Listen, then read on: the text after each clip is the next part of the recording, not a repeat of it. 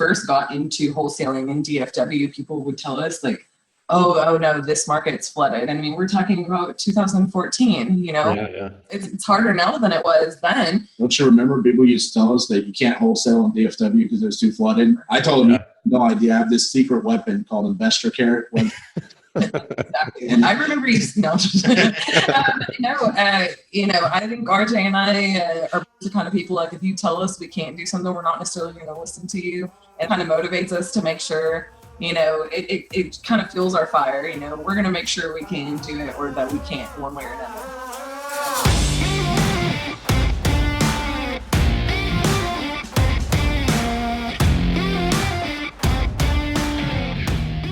So on this episode, we've got RJ Bates, Cassie DeHaas. Now, they are the co-founders of Titanium Investments in Dallas, Texas.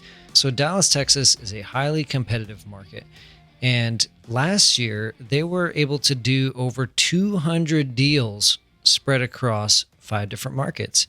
And so they came on to talk to you about how to break into new markets the right way, how to get in the door fast, even when it's not your primary market. So it's going to be great. They're also going to talk a little bit about how they bake purpose into their company, how they still wake up excited to do this job every single day. So get ready to take notes. And before we roll the episode real quick, I want to let you know where this came from and how you can get more sessions just like this. So recently at Carrot, we held our first ever Market Leaders Summit. Now, this is not your average webinar. What we did is for 2 whole days, we gathered the top real estate investors from around the country, and we picked their brains on exactly what they're doing to thrive in this industry in 2019. We asked them their strategies, their tactics, their tips. We wanted to know everything they're doing that's made them successful real estate investors.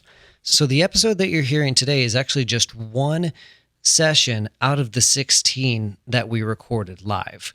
If you want to get access to the rest of the sessions for a limited time of 50% off, head to carrot.com/summit where you can grab all of the recordings for 50% off and have lifetime access to them. Now, in the summit, we had Max Maxwell, who did over $1 million last year in wholesaling alone. He's given away his best strategies. We also had Dave Brown, who is pulling in multiple 6 figures 100% from SEO. We had Christina Kraus dropping absolute knowledge bombs on direct mail and everything she's doing to make direct mail work for her. You see, day 1 of the summit was all about leads. How do I get more leads? How can I close more deals? Day 2 was about how can I build a business for freedom, flexibility, profit, and impact? How can I really build a business that sets me free? Systems, hiring, everything else you need to know. So head to carrot.com/summit to get the recordings while they're still here. Enjoy this episode, and we'll see you in just a bit. Hey, what's up, y'all? Coming at you with another session of the Market Leaders Summit. And I've got some of my favorite people here with me on this session. And when you guys meet them here on the summit, you'll know why. But I love their energy. I love just their zest for life, especially being in person. We had a chance to hang out in Dallas a couple times. And I also love just their ambition because they're doing big things. They're doing 100 plus deals a year there in Dallas and several other markets. And they've merged with one of their collaborators there in the market. And they're doing amazing things. So I thought, let's bring them on and have them show what's happening in one of the biggest markets in the country, but they're also in a bunch of different spots and what their strategy is shifting over the next couple of years. But I want to introduce on. Are you guys co-CEOs? Is that like, what's your guys' role? Are you guys co-CEOs or what's the? We don't like titles. Yeah, we don't believe in titles at Titanium Investments. We pretty much just, if you're a man, you're a warrior king. If you're a woman, you're a warrior queen. So cool. So co-founders are the 2 co-founders of Titanium Investments out of Dallas, Texas, but we have RJ and Cassie on here. Appreciate you guys coming on. Thanks, buddy. For having us. So thank you for all those kind words, by the way. I mean, we're you're one of our heroes, and when we first got started, we looked up to you so much. So this is a very humbling moment for us to be on here with you like this. I appreciate it, man. It's funny. It's probably 4, 5, 6 months ago. I saw RJ do a presentation up in front of, I think it's Propelio's event, and you walked through a deal that you'd done on the Facebook side of it. And it's funny, I didn't even know until then that you guys were doing a lot of the online stuff. I knew you've been Carrot members. I see leads coming in there, a lot of leads, but I didn't know you're diving deep on the Facebook side and you guys crush it offline. So I'm pumped to kind of pull some of that apart in this session. But as we're going through the session, y'all use the hashtag Market Leader Revealed. Use the hashtag Market Leaders. Use the hashtag Market Leader Summit. Hashtag Market Leader Summit, and go find RJ and Cassie on Facebook and Instagram if they're there, but for sure Facebook, and tag them to the nuggets you pull out of this session the most. Tag them to it, and then tag me to it, and you guys will be entered into a drawing to win some of these amazing books we're giving away during the summit, but also a $1,000 package with Carrot. So you use that hashtag, y'all. But who are you guys? Where do you guys live? Kind of go over the essence of your business. What are you guys doing in there? You flip and you wholesale, kind of what are you guys doing? So I'm RJ, this is Cassie, Titanium Investments. We both live in Fort Worth, Texas. We consider our corporate headquarters to be located, but we do have other branches of Titanium Investments in Phoenix, Arizona, on Oahu and Hawaii, Anchorage, Alaska, St. Louis, Missouri, Tulsa, Oklahoma, and then we're also now branching into Birmingham, Alabama, and Akron, Ohio. We're going to be our main markets. Did I forget any? Yeah, but those are most of them. In each market, we do have different strategies that we focus on. One of the things that we're going to talk about is kind of how we're adjusting to the climate change, I guess, in real estate investing in 2019. We started off as wholesalers. So that was what we really consider like our core competency. That's what we mainly focus on. Some of the other markets, they do present better opportunities as flip markets and as rental markets. We do have a passion for growing our passive income. So in the past 12 to 18 months, we've acquired, I think, 125 plus rental properties. And then that's something that we're going to continue to do. But really, if you had to nail down what we really focus on, it's wholesale. Mm-hmm. I actually have more rentals than that, I think. But yeah, we definitely have experience in all of it. And, some markets we focus more on one strategy than the other because it's just kind of what the market leads us to do. Mm-hmm. But I also have my real estate license. We use it pretty much as a tool in our business. And basically that kind of sums us up. We flip as well. I don't think you really mentioned that we flip houses. We've flipped hundreds of houses. I should probably give us a little bit more credit. But and again, that goes back to being in multiple markets. So do a lot more flipping in, say, Hawaii and Alaska, St. Louis or Tulsa. Those are better rental markets for us. And here in DFW, because we're located, this is where the corporate headquarters is. We do all of them pretty in large volume. So there's several reasons I want to bring you guys on here. I want to unpack some of these things for everyone listening to this. Number one, I really love the purpose you guys make in your business. I know when we were down there at Investor Fuel, I was really cool seeing, was it Kids Beat Cancer? Is that? Beat Kids Cancer. Beat Kids Cancer. That's right. Beat Kids Cancer, the foundation you guys have. Did your golf tournament come off pretty darn good? I saw some pictures from it. Yeah, it was amazing. Our Investor Fuel family definitely supported us. Just literally by me mentioning something in my hot seat presentation, the Investor Fuel family jumped on it. We raised over $5,000 just right then and there in the room. The golf tournament that we host every year, we call it the Titanium Golf Classic. The DFW market has really rallied behind us and joined in our vision to help these families that are undergoing treatment.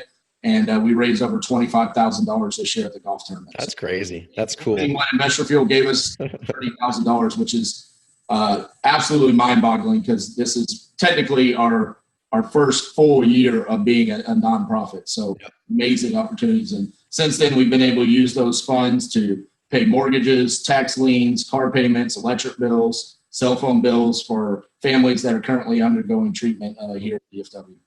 It's been so the golf tournament is an incredible experience, but the entire thing has been a pretty incredible experience, I think, for all of us and our team. And I think that, it blows me away every day. I'm very humbled that every time it crosses my mind what we've been able to do with that. And it really all goes back to just what an incredible giving network that we have, not just in DFW and not just in Investor Fuel, but in the real estate community that we're in touch with. It blows me away. And so if you've never checked out trevormock.com and gone to his life list, one of his items on his life list is to host a charity event. I think a golf tournament, right? It is, man. Dude, I forgot about that until you literally said that. Like, And your goal was to raise 20,000, and you actually crossed it off, and you said 30,000 should have aimed higher. Yeah.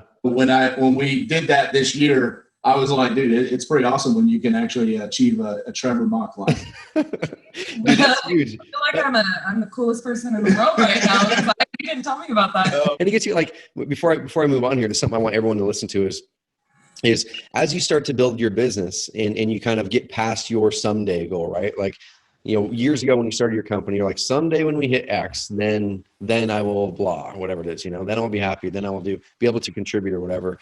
The problem is when you hit your someday goal, you start to, it's weird. You're financially solid, but then you're going, man, there's something missing, and it's impact. And that's why I talk a lot about, for entrepreneurs, we want to be entrepreneurs for freedom, flexibility, finances, and impact. Once we get those finances, you hope that you run your business correctly so you have freedom and flexibility. Not everyone does. They did it the wrong way. I've done that before.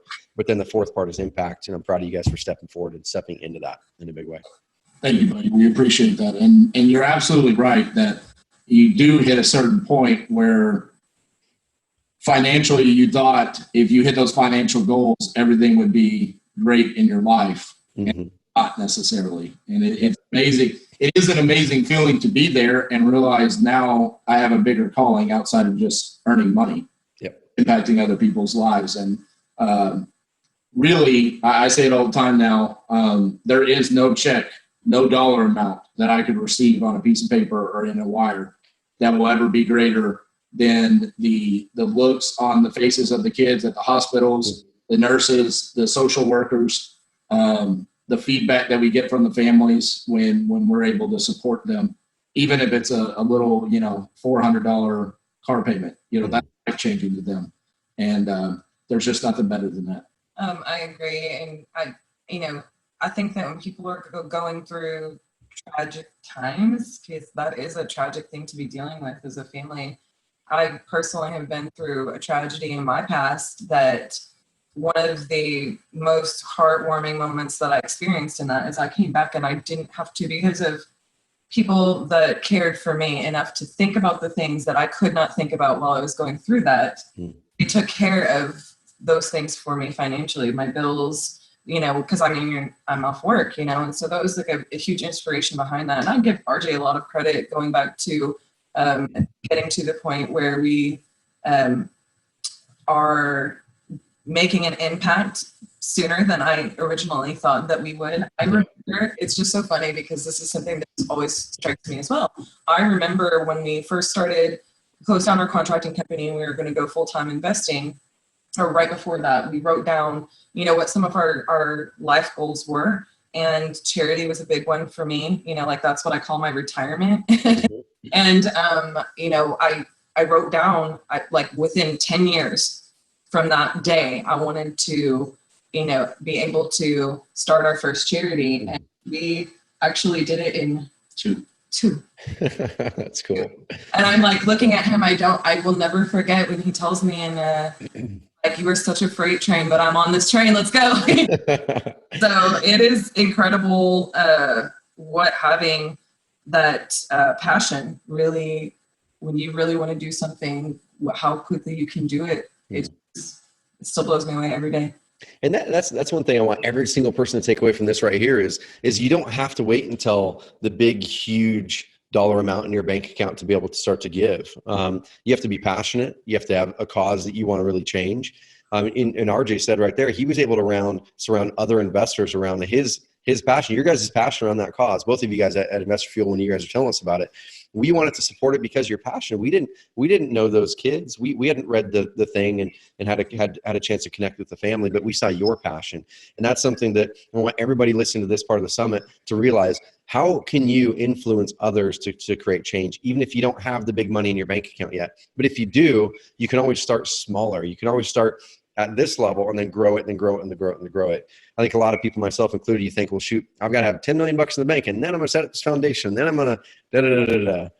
Well, it's funny to bring that up because actually transitioning from this into our business. Yep. I mean, that is actually something that we have utilized to branch into other markets. showcasing our passion to people, explaining our vision, and that's enabled us to partner with other people in these other markets, like Phoenix, Arizona, and Hawaii, and Alaska, and Missouri, and Ohio. The reason why is not because of some, secret marketing tool that I know or some strange strategy that nobody else knows about. No, we're doing the same thing that everybody else is doing. There's no difference between us, but we do have a passion for our business and a passion for a bigger cause than just how much money goes into RJ and Cassie's bank account. Mm-hmm. Enabling people to find financial freedom through real estate investing. And that's enabled us to grow to other markets. And so, yeah, has it allowed us to do the nonprofit and the charity work? Yes, but it's also the same passion for real estate investing is carried over and allowed Titanium to grow and expand that way as well. I love it. So let's unpack the different market things. So I know when we were down in Dallas, Fort Worth, shoot this last investor field, I was able to make it too. We started talking about you guys expanding in other markets even. So at what point did you guys go into other markets, and kind of how was that a core part of your strategy moving forward in 2019, 2020, 2021? So when we went full-time real estate investing, we started just wholesaling, and this is the beginning of 2015 into 2014. And probably March, April of 2015, I quickly determined that there really wasn't much holding us back from wholesaling properties. We were in DFW only, but there wasn't anything holding us back from San Antonio and Austin and Houston, which were about 3.5, 4 hour drives from DFW. Okay. So Texas definitely helped us start testing those kinds of theories. And I think also both of us just are absolutely passionate about learning about real estate. Like, we're always looking for, and to this day, we're always just looking to continue to educate ourselves and learn and pay attention to what other people are doing and things like that. So it really carried us into the other major Texas markets. So we're very fortunate to live in a state that has so many huge markets. Well, like, for example, we located that Austin, Texas was a great market for high-end flips. Right. Okay. And flips is a great opportunity to have a very large margin on the wholesale fee. There's more spread there.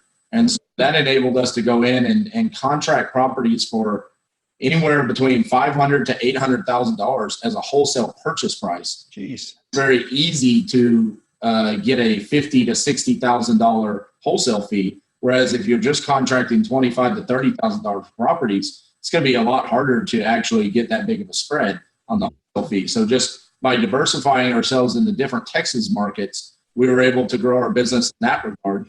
And then the first out of state, like different state that we went to was Oklahoma. And that was because of buyers. We had particular buyers that were buying here in DFW, and they told us, hey, I'm from Tulsa, or I'm buying rentals here, or I'm doing flips in Tulsa. If you can locate similar type deals hitting the Tulsa numbers, then I'll buy from you. And so that just stair-stepped us into moving into those markets. Again, those aren't partners, but it's networking and showcasing what we can do as a company and making sure we find out what their needs are. Their needs were, hey, I need the same types of deals that you're selling to me here in DFW. I need those in Tulsa. Yeah.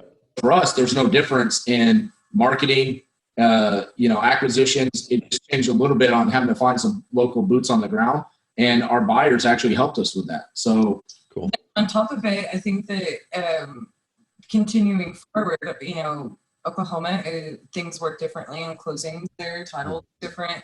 It really continued to inspire us to learn how real estate operates in other states as well, because eventually RJ's going, well, let's figure out what are our favorite states to do what we do in. What are our states that are most similar to Texas? What are, and just continuing to learn and test. And then from there, additionally, on top of education component of it was, we really wanted to diversify. When we first got into wholesaling in DFW, people would tell us like, oh no, this market's flooded. I mean, we're talking about 2014, Yeah. And we're like, now it's so different. It's harder now than it was then. Don't you remember people used to tell us that you can't wholesale in DFW because it was too flooded? Yeah. And I told them to be able to get our foot in the door. I told them No idea. I have this secret weapon called Investor Carrot. Exactly. And I remember you. No, I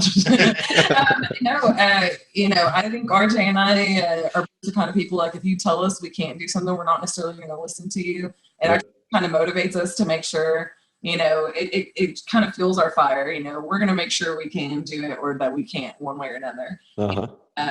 We actually, to us, it was not difficult. It made us from the beginning mindful of thinking about diversifying. So from there, we just kept on trucking and we tested a lot of markets. I think we've done it. For example, Portland, Oregon. Yeah. Still paying art tax on a couple of wholesales. Portland's crazy, man. Art taxes, man. I love art. Wow. So we actually, Portland was one of the oddballs for us, but we learned a lot of things. And I would think we've actually done real estate transactions in over half of the United States. At this point, I don't have count. RJ's better because he makes our little map, which is pretty cool. Little thing that we like to look at from time to time. I want to get it blown up and put it on. Real quick. It means by that if you're just getting started, or if you do have quite a few properties. When we first got started, someone mentioned to me, they were like, "Hey, you should drop a pin on a Google map of every property that you ever wholesale or flip or rent." So on Google Maps now, I take our different logos and I drop it on each address. So every now and then, when I'm having a bad day, I go look at the app because now it has to show the entire world, so it can include Hawaii. I love it. It's a really cool moment. Is it for ego? Maybe, but it does. It doesn't ego. It reminds us what we're for. It does give you perspective of what you've actually been able to do, because sometimes you feel so small in this big world, But it pulls you out of the weeds, and for sure, it's like, all right, we're able to impact so many people across the swath of people. I love it. So talking about going into the different markets, day two, and this day we're diving into is like systems and stuff like that. So there's got to be some systems that you guys are deploying. So do you take the same approach when you go into a market? And you don't have to go through every system, but are there systems? I know one of them is launching a carrot site. That's something we talked about down in Dallas. You guys have a ton of them. But what are those systems? Where do you house them? Or the Google Docs? What are you doing there? So for systems, and I will just straight up this is full disclosure. Yeah. It gives me so much of a hard time because, we have tried so many different things. We've been through so many different quote unquote, squares, things like that. And it was really, I think, when we started building out our own back office system that we finally within our systems. Because you can know your systems like in your sleep, like they're written on the back of your eyelids, or you can know how the process goes, but until you have tools that make it easy for your people to use, I think it was just always a little bit of a struggle for us, and we had to be so much more hands-on. And now we've built out our own back office system, and it's kind of all encompassing. And the fact that we're wholesaling, we're flipping, we have buy and holds, things like that. We never could find something that really gave us everything that we needed and had accounting pieces and acquisitions pieces and dispositions pieces rather than just lead intake kind of management. So that was a huge one for us. We do use a ton of Google Drive. I'm all about the Google. Let's just give them a quick rundown of the things that we use. That way, if you're listening, this is the moment where you dig out your pen and paper, because I'm going to tell you everything that we use. So we use QuickBase for our CRM. That's the back office system that she's talking about. It's similar to Podio, a little bit more complicated on the coding side of things, but that's enabled us to build out not only our lead management software, but also where we manage our contracts and our actual property management. We have previously used AppFolio. We found that to be cumbersome in the fact that we would have Podio for lead, and then there was kind of this disconnect on how do you manage rehabs. So we were doing a lot of that on Excel spreadsheets. AppFolio was for our rentals and our owner finance and property management. Now we have all that in QuickBase. We use G Suites, so we use that for Google Drive, for all of our marketing, photos, all of our documents. All of the things. Everything is pretty much in Google Drive. We utilize Google Hangouts for our company-wide meetings.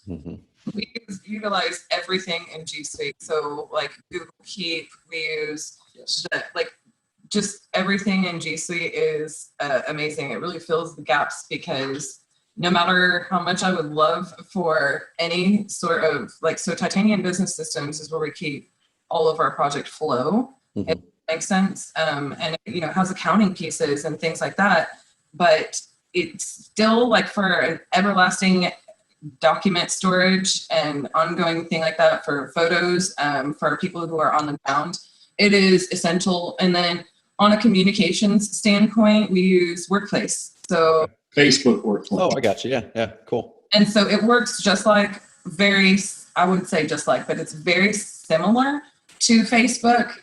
It functions pretty much the exact same way with you have a page and then a messenger. And then within that page, because we have so many different companies that are throughout, we can divide the communications between people. Into groups. So just like any regular Facebook group, so we have like the Alaska group.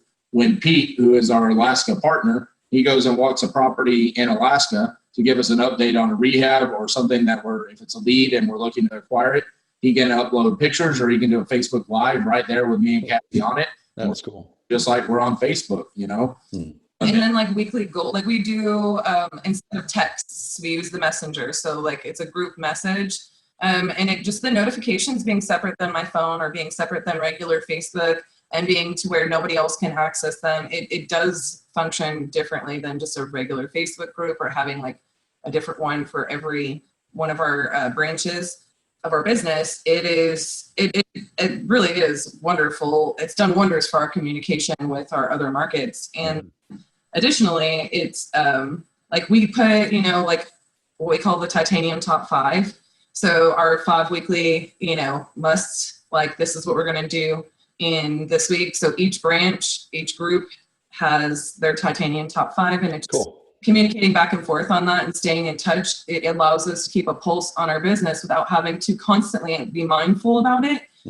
Because if we were trying to be constantly mindful of every single thing we had going on in every branch between our two brains, I think that we would never sleep or we would. But it's also allowed us to create groups like for our cold callers and our acquisitions people. They can communicate about what's going on in their lives with each other as whoever's in charge of their particular division. Other systems that we use call tools for our cold calling. For direct mail, I don't know if I'm supposed to promote some of these people, but Yellow Letter HQ. Yeah, that's perfect. Let's see, what else? Oh my goodness. Hold on, you put us on the spot. Let us think of more systems we use. You mentioned one again, but I'll bring up another one. Oh, you did. This was the first one we said it, obviously. I know. So those are, I was going to say, so going back to the whole point of like our systems and processes, when we go into a market, let's just stick with like the crown tools that we use. So it is Carrot, then we use all of our systems that in those things, aside from the people that are in those different branches, I would say those specific tools are what make it. We use Gusto as well for HR and payroll. Okay. Yeah. So a huge one for us. Specifically, with us having employees in all these different states, keeping up with state compliance rules and the HR aspect of it, Gusto takes care of all of that for us. Very low overhead. That's a great tool for us to have as well. Gotcha. If you have a company and you're looking to W-2 employees as well as offer benefits, it enables us to offer full benefits to all of our employees as well. Yeah, that's cool. That's way cool. I think those are the starter packet. Yeah. If I can think of more, I'll throw them out there as well. That's perfect. I want everyone to write down the ones that can help add value in your business, and then go test them out over the next few weeks. So let's kind of shift gears a little bit here on 2019, 2020. Have you guys started to see any shift in what's working for you for marketing? I know Carrot's been something that you guys have been building out more. And just shamelessly too, I want to dive into this. I dove into it a lot during my sessions, but not to lead the combo here, but kind of.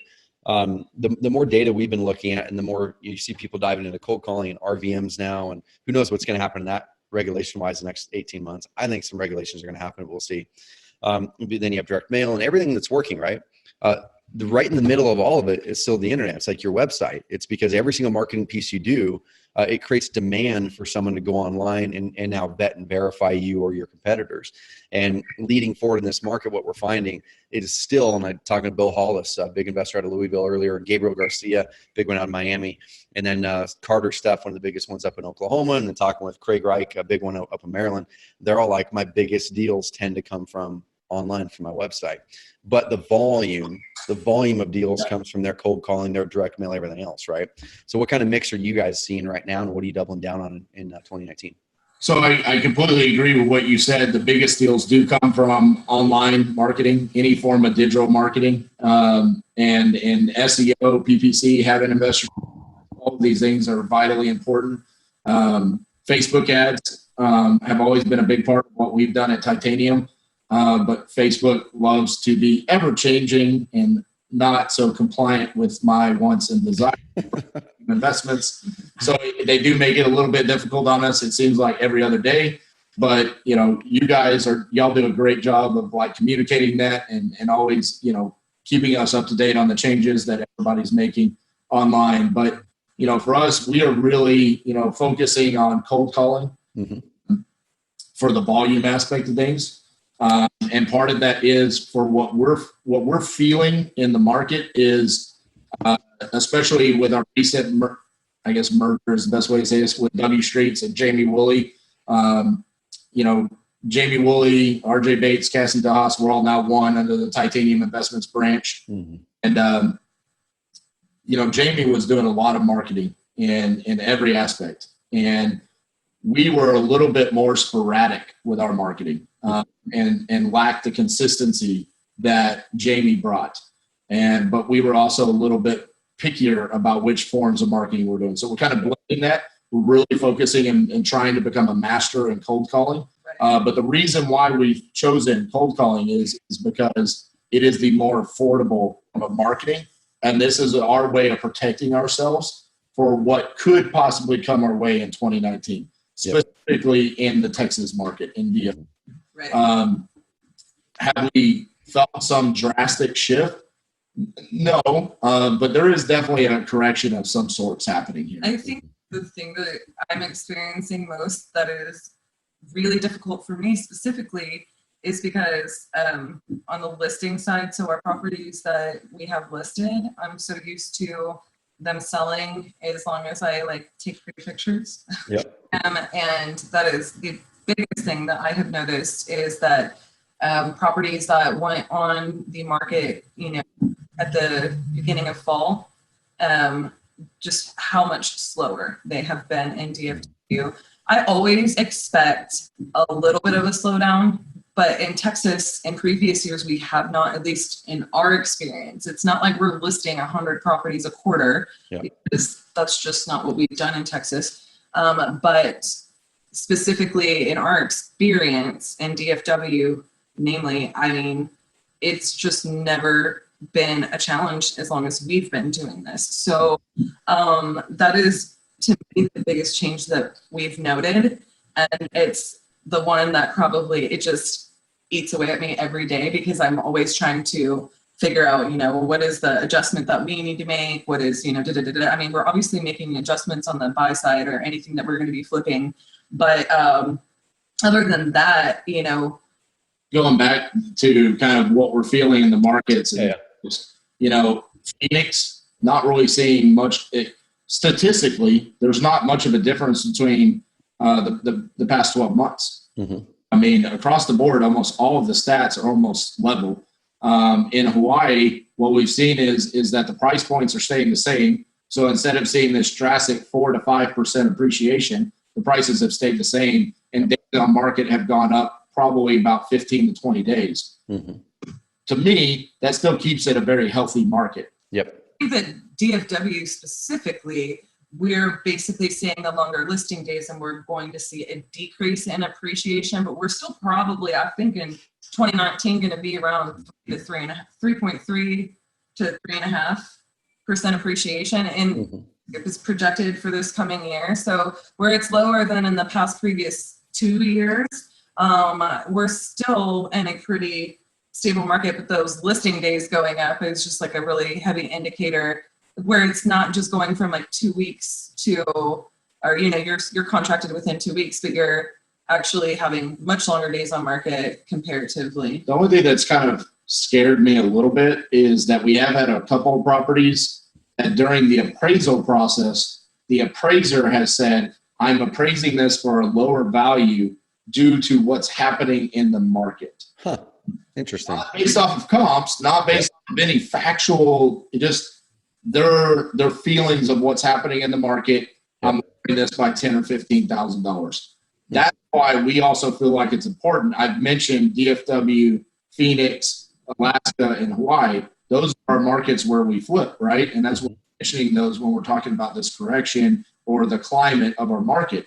I don't really care that much about that in St. Louis or Tulsa or Akron, Ohio, or Birmingham, Alabama, because in those markets, it's steady Eddie. We care about appreciation. There is none to be had. We're buying properties there that are great cash flow assets, and that's all we care about. Gotcha. But that's how we've diversified ourselves, and that's why we've chosen those markets. Because if the floor was to fall out and everything was to just go to hell in a handbasket, whatever that saying is, handbasket, in those other 4 markets, we still have St. Louis, Akron, and Birmingham, and Tulsa to help us. So I love it. So you mentioned a good point there, guys, where you've got the markets where kind of steady Eddie, then you've got markets like, Vegas or Phoenix and Dallas and Hawaii that are kind of more ones that tend to have greater appreciation, might have a pullback. A lot of people are saying it's more of a normalizing than a correction that they predict, right? It's where, like you're saying, Cassie, rather than a week or two locking it down, it's not going to be a month or 35 days to sell it, which is really healthy. But one thing I want people to really think about is this is just like RJ said, those other steady Eddie markets, there's people making really good money in those markets every day. The difference is they're not baking in or thinking that in their numbers, I'm going to bank on appreciation. They're making sure that their buy side, like Cassie said, is dialed down. Their numbers are dialed in. They're making it up on the buy side for sure. So no matter what market you're in, if you're in a market like Dallas and you see appreciation just slowing down, I think that's the biggest thing. Do you guys have like a calculation you're using? And a lot of people are like, hey, before it used to be 65%, then it was 75%, then it was 80%. Now is people stepping it back, or is it deal to deal for you guys? We always consider those numbers just because our core is, is wholesaling. So we have to be, considering those. I don't really look at it like that. I tend to think of it like you just account for a little bit more hold days. If you're in that market. So, it's not going to make too much of a huge difference in as far as like your purchase price. As long as we tend to really heavily rely on comps for our numbers. And so you're viewing comps, but we're viewing more active properties as well, just to account for that than we used to. Active and pendings are super, super, super important. As far as having like a 70, 75, 80%, I think that depends on the market. Like us, if we're going to buy something in Hawaii or Alaska, it's going to be max 65% of the ARV minus repairs. Okay. Really, we can almost get them at 60%. In Phoenix, we're going to be okay at 75% minus repairs. And here in DFW, we're going to be somewhere between 70 and 75%. But then say in St. Louis, it's more of these are the core zip codes that I want to buy in. These are the neighborhoods I want to buy in. And I know I can buy those properties anywhere from $10,000 to $20,000. My rehab should be $5,000 to $10,000 and they're worth $55,000. They rent for $800 a month. That's property. That's what I want. I don't care about anything else. And so it's kind of narrowing down each one of our markets. We kind of have different numbers per the market. And that's where, individually with our partners, we establish those numbers and then they kind of run with it from that point. I love it. Well, we could talk for hours and hours, guys. I got a couple more last questions and we'll wrap. And one of them is on the online side of things. That's where I'm always kind of curious. I'm always wanting to dig in. And every single year, kind of one of the things that spurred this summit was every year I pick up the phone and call a bunch of investors, friends of mine, like, hey, what are you guys looking at for this next year? And it's kind of my R&D. How do I serve you guys better? So for the online side of things, kind of what's your guys' strategy this year? Is there anything that we can serve you guys on as you scale things up on the online side? Well, you know, my biggest need with you is Like 8,000 websites, dude. I have to figure out how I'm going to have 150 carat websites without, spending my entire year marketing budget. But outside of that, We've got to hire somebody just to manage our carrot websites. So on that's something that we're looking at is how do we serve the enterprise level better? And so I would definitely love to connect with you guys outside of this and just kind of pick your brains. And of course, not everyone's going to do what you guys do and launch 100 plus carat websites. You guys are obviously seeing value from that's where you're scaling it up. But I'd love to kind of find, hey, where are those gaps that we can fill on the high level, high end market with you guys? I think the other thing for us is that we are really going to pinpoint the specific markets where PPC can be a huge part of our business. For example, Hawaii. Yep. That's a market that my beloved partner, Elijah De La Garza out in Hawaii, is my childhood best friend since 5th grade. Without knowing, mad scientist is what we call it. Without knowing anything about real estate investing. I mean, we had probably had Titanium Hawaii started for a couple of months, and he went in and created a Google AdWords account and started running PPC for Hawaii, and we started getting deals. Yep. And I was like, bro, like log me in. What are we running these at? I got to see what we're doing here. Like we're masters at this. We was running like keywords for like real estate. I want to buy a house. I want to sell. Like it wasn't even like the actual keywords that we need to be running to get motivated sellers. Yeah. And we were still getting the leads. And so I was like, oh man, hold on. I think there's an opportunity here. Like, use some skill and some talent here. We could really dive in. And so we have a couple of markets like that, that we really feel like PPC is going to be a great tool for us. I think also like those markets too, I feel a little bit behind the ball just because we should already be doing better in them as it sits. But I think what stops us a little bit is like, we're going to have to go in and plug like market specific content in a place like Hawaii. We're going to have to go and plug in market specific content in a place like Alaska. Our websites they're not allowed to be quite as generic as our stuff in some of our other markets. Insert Trevor's sell pitch on how Carrot can help us with that. Yeah. Maybe seriously. No, that's something I'd love to dig in with you guys on for sure. Yeah, so that's exactly why I brought it up, because he said he wants to crack that whip, Trevor. But I mean, again, Facebook ads and real quick, here's my like sales pitch on Facebook ads to all investors. I think one of the most underutilized way to utilize Facebook ads is when you're trying to go after motivated sellers with Facebook ads, go in with a very specific area and type of property that you're wanting to get.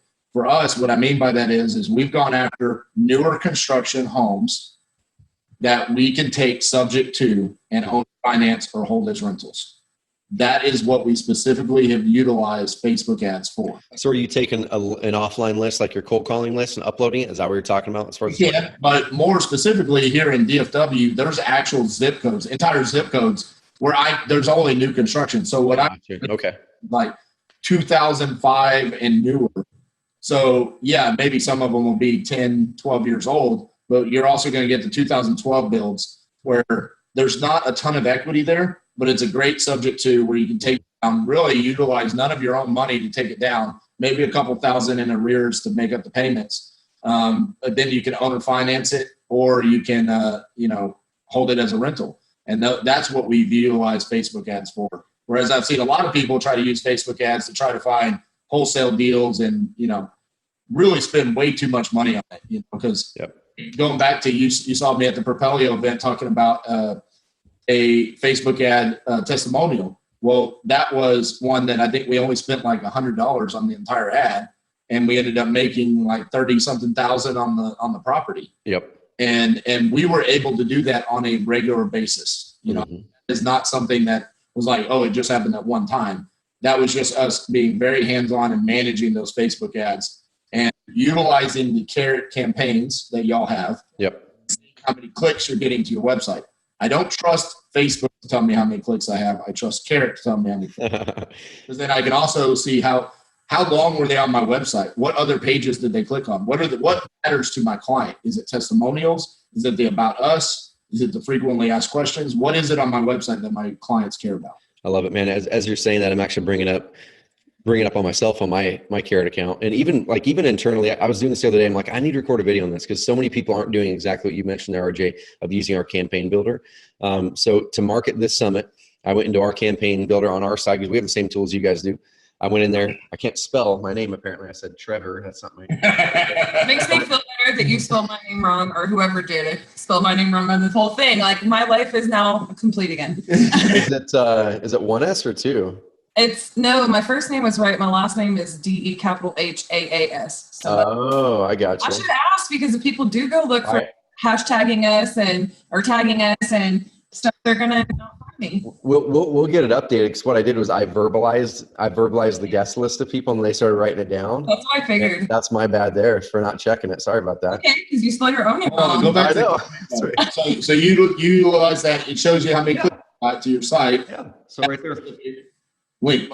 Exactly. So from my Instagram ad right there, I went and made a tracking link inside of Carrot. And so I didn't hook mine up. Like, it's not showing any leads because of the way that we hooked it up. We can't tell when we drive it. Ours is connected to Google. But then right here, that's a Facebook ad I did. So this is about a day and a half ago. I created 2 separate ads, one for Instagram, one for Facebook. Went in here, created my tracking link. I plunked those puppies on there. So now I got 68 and 62 links respectively in 24 hours. And I can tell that at least they're getting clicks. And now you guys would be able to tell how many leads are coming in. But that's another thing, Trevor, is when I'm running the Facebook ad, I'm not, if I get 150 clicks to my website and I get no leads, I'm clearly targeting the wrong audience. Going to my website, but they get to my website and they're like, oh, this isn't what I thought. Yep. Either my copy on my ad is wrong, my demographics in the ad are wrong, something is not converting. And so that's why when you probably look at my account, it doesn't look like we're generating a ton of leads, because I'm not trying to. I'm not trying to go in and get the one lead, the one click, the one lead that I want. And then it's, to me, Facebook ads exhaust very quickly when you're trying to find motivated sellers. I know that because a lot of times I target my own zip code and it hits me and I'm like, out of my face, like, I don't want to see you anymore. And I'm paying for it, So we shut them down very quickly. And so that's how we've utilized Facebook ads. I talk about it a lot. Because I'm passionate about it in the fact that I think it works and it's very affordable. It's an amazing ROI, but it's not a volume play. It's a very specific play. I love it. Well, guys, I appreciate the heck out of you guys coming on here. And I'm pumped about seeing you at the next Investor Fuel. I'm not going to be at the next one. I'm going to be at Disneyland with my family during that week. So I'm bummed I can't make that one. But I love you guys' energy as always. And I appreciate you guys carving out the time in a busy part of the year to come on here for 45 minutes or so to yak and talk about what you guys are doing. And where can people follow you guys if they want to kind of follow along what you guys are doing? So I always say Facebook is the best place to find me, but my name is spelled very specifically. His last name is DeHaas, DEHAAS. Yep. So that's the easiest way to follow me. You can find me, RJ Bates III. Facebook is the best place to follow me. Also to follow Titanium Investments. We have our main Titanium Investments page. And then if you don't care about Texas and you want to follow Titanium Investments, it's Titanium Investments of whatever state you're in. We have a page set up for it. Follow us there. And if we're not in your state yet and you want us to be, we love partnering with people out and see if there's a good fit. I love it. Facebook pages are pretty insane. You'll see that when you go on RJ. So to get a hold of it. I have a logo addiction. I can't help it. It's good, man. I love them. I love all your little localized logos for Titanium. They look awesome. They look awesome. So everybody, he mentioned the tools. They both mentioned the tools. You guys go down there, take some of those tools that they had mentioned, execute some of them. If you're already a Carrot member, just know there's tools within Carrot you're not using. The campaigns tracker, use that. All kinds of stuff you guys are probably not using that RJ and Cassie are using to really amplify stuff. And then just kind of recap on a couple other things. Like a lot of the bigger investors, it's really hard to scale your online to match your cold calling or direct mail or combining those. But where online is it's some of your highest profit deals. It's some of your biggest deals, and it amplifies all of your offline marketing. It makes your offline marketing work better as people are vetting and verifying and researching you from your other marketing methods. But use the same tool that Titanium Investments is using to grow a multi-million-dollar a year operation as a part of their overall ecosystem. So thank you guys. Have an amazing rest of the week, and we'll see you guys sometime this year, probably in Dallas. Yes, sir. Bye. Thanks, guys. All right, everybody. Thanks so much for listening to that episode. If it's going to help you grow your business, make sure you go to carrot.com/summit. Grab the recordings while they're still available for 50% off, $99. That's carrot.com/summit. If you regularly listen to the Carrot Cast and you haven't got the chance to leave us a review on Apple Podcasts or iTunes yet, please head over there and just take a couple minutes to leave us a review. That is our fuel. That is what keeps us motivated and excited about putting these episodes out every single week and engaging with you guys. So thanks again for being a listener, and we will see you next week.